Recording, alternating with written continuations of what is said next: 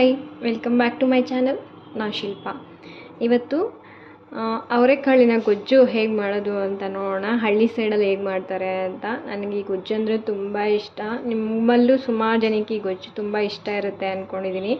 ನನ್ನ ಸ್ಟೈಲಲ್ಲಿ ಇದು ಬೇರೆ ಬೇರೆ ಕಡೆ ಬೇರೆ ಬೇರೆ ಥರ ಮಾಡ್ಬೋದು, ಬಟ್ ನಾನು ಹೇಗೆ ಮಾಡ್ತೀನಿ ಅಂತ ಈಗ ನೋಡೋಣ. ಸಿಂಪಲ್ಲಾಗಿ ಅದಕ್ಕೆ ಬೇಕಾಗಿರೋದು 2 ಈರುಳ್ಳಿ ತೊಗೊಂಡಿದ್ದೀನಿ.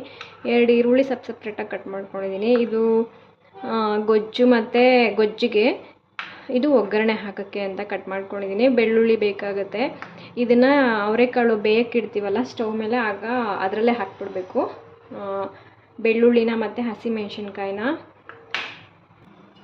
ನೋಡಿ, ಅರ್ಧ ಆಲ್ರೆಡಿ ಬೆಂದಿದೆ. ಇದಕ್ಕೆ ಇಷ್ಟು ಹಸಿಮೆಣ್ಸಿನ್ಕಾಯಿ ಹಾಕ್ತಾಯಿದ್ದೀನಿ. ಇದು ಒಗ್ಗರಣೆಗೆ ಮತ್ತು ಗೊಜ್ಜಿಗೆ ಎರಡಕ್ಕೂ ಆಗುತ್ತೆ ಅಂತ ಇಷ್ಟು ಹಾಕ್ತಾಯಿದ್ದೀನಿ. ಗೊಜ್ಜಿಗೆ ಮಾತ್ರ ಆದರೆ ಜಾಸ್ತಿ ಆಗಿಬಿಡುತ್ತೆ, ಅದಕ್ಕೆ ಹಾಕ್ತಾಯಿದ್ದೀನಿ. ಆಮೇಲೆ ಇದು ಬೆಳ್ಳುಳ್ಳಿ ಹಾಕ್ತಾಯಿದ್ದೀನಿ. ಬೆಳ್ಳುಳ್ಳಿನೂ ಇದರಲ್ಲೇ ಬೆಂದರೆ ಚೆನ್ನಾಗಿರುತ್ತೆ ಟೇಸ್ಟು ಅಂತ ಹೀಗೆ ಮಾಡ್ತೀನಿ.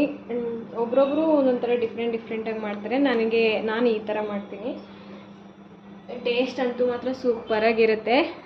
ನಿಮ್ಮಲ್ಲಿ ಯಾರಿಗಾದರೂ ಈ ಥರ ಗೊಜ್ಜು ಇಷ್ಟನ ಹೇಳಿ. ಹಳ್ಳಿ ಸೈಡಲ್ಲಿ ಇದು ಜಾಸ್ತಿ ಮಾಡ್ತಾರೆ, ಸಿಟಿಯಲ್ಲೆಲ್ಲ ನನಗೆ ಗೊತ್ತಿಲ್ಲ ಯಾರು ಮಾಡ್ತಾರೆ ಯಾರಿಲ್ಲ ಅಂತ. ನಮ್ಮ ಅಜ್ಜಿ ಎಲ್ಲ ಮಾಡ್ತಿದ್ರು ಈ ಗೊಜ್ಜನ್ನು. ನನಗೆ ತುಂಬ ಇಷ್ಟ. ನೆನ್ನೆ ತೊಗೊಂಡು ಬಂದಿದ್ದೆ ಅವರೆಕಾಯಿ, ಅದಕ್ಕೆ ಮಾಡೋಣ ಅನಿಸ್ತು, ಅದಕ್ಕೆ ಮಾಡ್ತಾಯಿದ್ದೀನಿ. ಇನ್ನೊಂದು ಸ್ವಲ್ಪ ಅವರೆಕಾಯಿನ ಹೀಗೆ ನೆನೆಸಿಟ್ಟಿದ್ದೀನಿ. ಇದಕ್ಕೆ ಅವರೆಕಾಳು ಬೇಳೆ ಸಾರು ಮಾಡೋಣ ಅಂತ. ಅದನ್ನು ಇದೆಲ್ಲ ಪ್ರೋಸೆಸ್ ಜಾಸ್ತಿ ಅದಕ್ಕೆ ಇವತ್ತು ಈ ಸಾರು ಮಾಡೋಣ ಅಂತ ಇಟ್ಟಿದ್ದೀನಿ. ಇದು ಮಾಡಿದ್ರೆ ಸಾರು ರೆಡಿ ಆಗುತ್ತೆ, ಹಾಗೆ ಪಲ್ಯನೂ ಆಗುತ್ತೆ, ಚೆನ್ನಾಗಿರುತ್ತೆ. ಆ್ಯಂಡ್ ಇನ್ನೊಂದೇನು ಗೊತ್ತಾ, ಇದು ಯಾವಾಗಲೂ ಮಾಡೋಕ್ಕಾಗಲ್ಲ, ಸೀಸನಲ್ ಅಲ್ವಾ ಇದು ಅವರೆಕಾಳು ಸಿಗೋದು. ಅದಕ್ಕೆ ಸಿಕ್ಕಾಗಿ ಮಾಡಿಕೊಂಡ್ರೆ ಚೆನ್ನಾಗಿರುತ್ತೆ, ಸಖತ್ತು ಟೇಸ್ಟಿಯಾಗಿರುತ್ತೆ. ಹಸಿ ಅವರೆಕಾಳಲ್ಲಿ ಏನು ಮಾಡಿದರೂ ಚೆನ್ನಾಗಿರುತ್ತೆ. ನಿಮ್ಮಲ್ಲಿ ಯಾರಿಗೆಲ್ಲ ಇಷ್ಟ ಈ ಗೊಜ್ಜು ಅಂತ ನನಗೆ ಕಮೆಂಟ್ ಮಾಡಿ ಹೇಳಿ. ಇನ್ನೊಂದು 5 ಮಿನಿಟ್ಸು ಬೆಂದರೆ ಬೆಂದೋಗ್ಬಿಡುತ್ತೆ. ಹಾಗೆ ಈ ಬೆಳ್ಳುಳ್ಳಿ ಮತ್ತು ಹಸಿಮೆಣ್ಸಿನ್ಕಾಯಿ ಹಾಕಿದ್ದೀನಲ್ಲ, ಅದು ಒಂದು 5 ಮಿನಿಟ್ಸ್ ಬೆಂದರೆ ಸಾಕು. ಆಮೇಲೆ ಅದನ್ನೆಲ್ಲ ತೆಗೆದು ಮಿಕ್ಸಿಗೆ ಹಾಕ್ಕೊಳ್ಳೋದಷ್ಟೇ, ಚೆನ್ನಾಗಾಗುತ್ತೆ. ನನಗೆ ತುಂಬ ಇಷ್ಟ ಇದು ಗೊಜ್ಜು. ನೋಡಿ, ಇದು ಬೆಂದಿದೆ. ಇದನ್ನೆಲ್ಲ ಖಾರ ರುಬ್ಬಕ್ಕೆ ಹಾಕ್ಕೊಳ್ಳೋಣ. ಇದನ್ನು ಹಾಕ್ಕೊಳ್ತಾ ಇದ್ದೀನಿ ಖಾರ ರುಬ್ಬಕ್ಕೆ. ಕಾಳೆಲ್ಲ ಹಾಕ್ಕೋಬಾರ್ದು, ಅರ್ಧ ಹಾಕ್ಕೊಳ್ಳಿ. ನನಗೆ ಸದ್ಯಕ್ಕೆ ಒಂದು 3 ಮೆಣಸಿನ್ಕಾಯಿ ಹಾಕ್ಕೊಳ್ತೀನಿ. 3 ಮೆಣಸಿನ್ಕಾಯಿ, ಸ್ವಲ್ಪ ಈರುಳ್ಳಿ ಹಾಕ್ಕೊಳ್ತೀನಿ. ಸ್ವಲ್ಪ ಸಾಕು, ಮತ್ತು ಬೇಕಾಗುತ್ತೆ ಮಿಕ್ಸ್ ಮಾಡೋಕ್ಕೆ. ಒಂದು ಸ್ವಲ್ಪ ಜೀರಿಗೆ ಹಾಕ್ಕೊಳ್ತೀನಿ. ಜೀರಿಗೆ ಹಾಕ್ಕೊಳ್ಳೋದ್ರಿಂದ ಟೇಸ್ಟ್ ಚೆನ್ನಾಗಿ ಬರುತ್ತೆ, ಅದಕ್ಕೆ ಜೀರಿಗೆ ಒಂದು ಸ್ವಲ್ಪ ಹಾಕ್ಕೊಳ್ಳಿ. ಇಷ್ಟನ್ನು ಗ್ರೈಂಡ್ ಮಾಡ್ಕೊಳ್ಳೋಣ. ನೋಡಿ, ಇದಿಷ್ಟು ಗ್ರೈಂಡ್ ಮಾಡ್ಕೊಂಡಿದ್ದೀನಿ. ಇದಕ್ಕೆ ಇನ್ನೊಂದು ಸ್ವಲ್ಪ ಮಿಕ್ಸ್ ಇರ್ತೀವಲ್ಲ, ಆ ಕಾಳನ್ನೂ ಹಾಕ್ಕೊಳ್ಳೋಣ. ಇದನ್ನು ಹಾಕಿದ್ಮೇಲೆ ಸ್ವಲ್ಪ ತರಿಯಾಗಿ ಗ್ರೈಂಡ್ ಮಾಡಿಕೊಂಡ್ರೆ ಸಾಕು, ಜಾಸ್ತಿ ಗ್ರೈಂಡ್ ಮಾಡೋಕ್ಕೆ ಹೋಗ್ಬಾರ್ದು, ಗೊಜ್ಜು ಚೆನ್ನಾಗಿ ಬರಲ್ಲ. ಅದಕ್ಕೆ ಇದನ್ನೇ ಕೈಯಲ್ಲೂ ಇಸ್ತಾರೆ, ಅದು ಚೆನ್ನಾಗಿರುತ್ತೆ ಗೊಜ್ಜು. ಯಾರಿಗಾದರೂ ಬೇಕು ಅಂದರೆ ಹಾಗೂ ಟ್ರೈ ಮಾಡ್ಬೋದು. ಏನಂದರೆ ಹಸಿಮೆಣ್ಸಿನ್ಕಾಯಿ ಇರುತ್ತಲ್ಲ, ಕೈಯೆಲ್ಲ ಸ್ವಲ್ಪ ಉರಿ ಬರುತ್ತೆ ಅಷ್ಟೇ, ಬಿಟ್ಟರೆ ಬೇರೇನಿಲ್ಲ, ಟೇಸ್ಟ್ ಚೆನ್ನಾಗಿರುತ್ತೆ. ಇದನ್ನು ಮತ್ತೆ ತರಿಯಾಗಿ ರುಬ್ಕೊಳ್ಳೋಣ. ನೋಡಿ, ಇದನ್ನು ಹೀಗೆ ತರಿಯಾಗಿ ರುಬ್ಕೊಂಡಿದ್ದೀನಿ. ಈಗ ಇದನ್ನು ಒಂದು ಪಾತ್ರೆಗೆ ತೆಕ್ಕೊಳ್ಳೋಣ.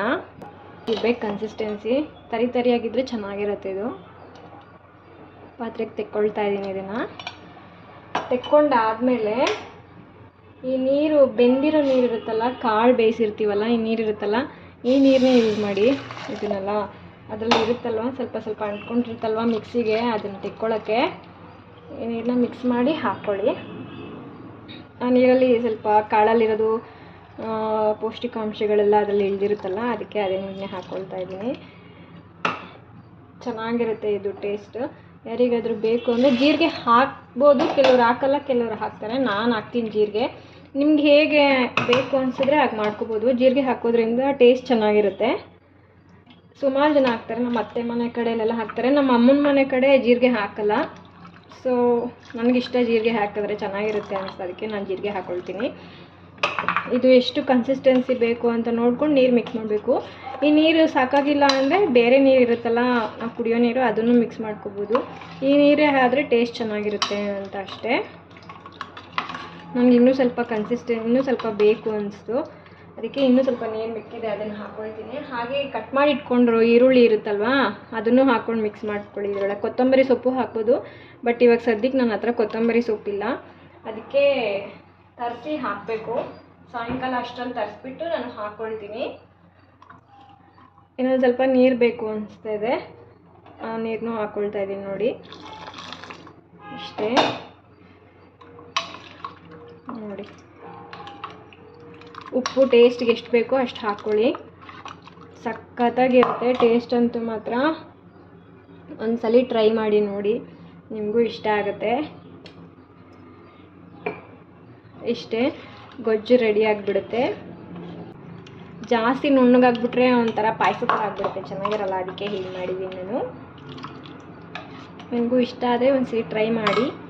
ಈಗ ಇದು ಮಿಕ್ಕಿದೆಲ್ಲ ಇದಕ್ಕೆ ಒಗ್ಗರಣೆ ಮಾಡಿಬಿಟ್ಟು ಪಲ್ಯ ಮಾಡಿಬಿಡ್ತೀನಿ. ಸ್ವಲ್ಪ ಸಾಸಿವೆ, ಸ್ವಲ್ಪ ಚಿಟಪಟ ಅಂತ ಅನ್ಬೇಕು, ಅಲ್ಲಿವರೆಗೂ ಸ್ವಲ್ಪ ಫ್ರೈ ಮಾಡಿ ಸಾಸಿವೆನ. ಈರುಳ್ಳಿ ಹಾಕ್ಕೊಳ್ತಾ ಇದ್ದೀನಿ. ಪಲ್ಯಕ್ಕೆ ಸ್ವಲ್ಪ ಕಮ್ಮಿನೇ ತೊಗೊಂಡಿದ್ದೀನಿ ಪಲ್ಯ ಒಗ್ಗರಣೆ ಮಾಡೋಕ್ಕೆ. ಈ ಥರದ್ದೆಲ್ಲ ನಮ್ಮ ಅಜ್ಜಿ ಮಾಡ್ತಾಯಿದ್ರು, ಈಗೆಲ್ಲ ಯಾರು ಮಾಡ್ತಾರೋ ಅಷ್ಟು ಗೊತ್ತಿಲ್ಲ ನನಗೆ. ಈ ಹಸಿಮೆಣ್ಸಿನ್ಕಾಯಿನ ನಾನು ಬೇಯಿಸಿಟ್ಕೊಂಡಿದ್ನಲ್ಲ, ಅದು ಇದು ಹಸಿಮೆಣ್ಸಿನ್ಕಾಯಿ, ಅದನ್ನು ಹಾಕ್ತಾಯಿದ್ದೀನಿ.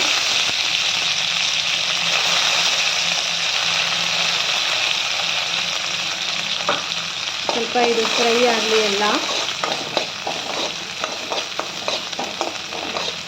ಕರ್ಬೇವಿನ ಸೊಪ್ಪು ಹಾಕೋಣ.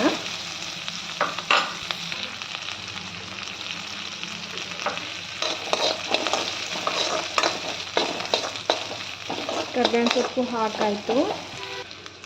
ಈಗ ಕಾಳು ಹಾಕ್ತಾಯಿದ್ದೀನಿ. ಇದರಲ್ಲಿ ಕಾಳು ಕಮ್ಮಿ ಇದೆ, ಸಾಕಾಗಲ್ಲ ಇದಕ್ಕೆ ಅನ್ನೋ ಥರ ಇದ್ದರೆ ಒಂದು ಆಲೂಗಡ್ಡೆನೂ ಹಾಕ್ಕೋಬೋದು, ಹಾಗೂ ಚೆನ್ನಾಗಿರುತ್ತೆ.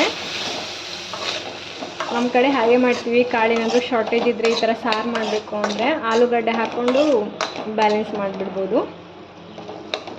ರೆಡಿ ಆಗೋಗುತ್ತೆ. ಇದಕ್ಕೂ ಕೊತ್ತಂಬರಿ ಸೊಪ್ಪು ಹಾಕ್ಕೊಂಡ್ರೆ ಪಲ್ಯ ಇನ್ನೊಂದು 2 ಮಿನಿಟ್ಸ್ ಫ್ರೈ ಮಾಡಿದ್ರೆ ಪಲ್ಯ ತಿನ್ನೋಕ್ಕೆ ರೆಡಿ ಆಗೇ ಹೋಗ್ಬಿಡುತ್ತೆ, ಚೆನ್ನಾಗಿರುತ್ತೆ. ಒಂದ್ಸರಿ ಟ್ರೈ ಮಾಡಿ ನೋಡಿ ಮನೆಯಲ್ಲಿ. ಇದಕ್ಕೆ ಸ್ವಲ್ಪ ಧನಿಯಾ ಪೌಡರು ಹಾಕ್ಬೋದು, ನಿಮ್ಗೆ ಇಷ್ಟ ಇಲ್ಲ ಅಂದರೆ ನೋ ಪ್ರಾಬ್ಲಮ್. ನನಗಿಷ್ಟ, ನಾನು ಹಾಕ್ತಾಯಿದ್ದೀನಿ. ಸ್ವಲ್ಪ ಹಾಕಿದ್ರೆ ಸಾಕು, ಜಾಸ್ತಿ ಏನು ಬೇಡ. ಲೈಟಾಗಿ ಸ್ಮೆಲ್ ಬಂದರೆ ಸಾಕು. ಧನಿಯಾ ಪೌಡರ್ ಲೈಟಾಗಿ ಸ್ಮೆಲ್ ಅರೋಮ ಇದ್ದರೆ ಸಾಕಾಗುತ್ತೆ. ಇಷ್ಟೇ, ಪಲ್ಯ ರೆಡಿ ಆಗೋಯ್ತು. ಬಿಸಿ ಬಿಸಿ ಕಾಳಿನ ಗೊಜ್ಜು ರೆಡಿ ಆಗಿಬಿಡುತ್ತೆ. ನಮ್ಮ ಸೈಡ್, ಹಳ್ಳಿ ಸೈಡಲ್ಲಿ ಇದನ್ನು ಜಾಸ್ತಿ ಮಾಡ್ತಾರೆ, ಚೆನ್ನಾಗಿರುತ್ತೆ. ಒಂದ್ಸರಿ ಟ್ರೈ ಮಾಡಿ ನೋಡಿ. ನಿಮ್ಗೆ ಇಷ್ಟ ಆದರೆ ಕಮೆಂಟಲ್ಲಿ ಹೇಳಿ. ಸಿಗೋಣ ನೆಕ್ಸ್ಟ್ ವೀಡಿಯೋದಲ್ಲಿ. ಬಾಯ್ ಬಾಯ್, ಟೇಕ್ ಕೇರ್.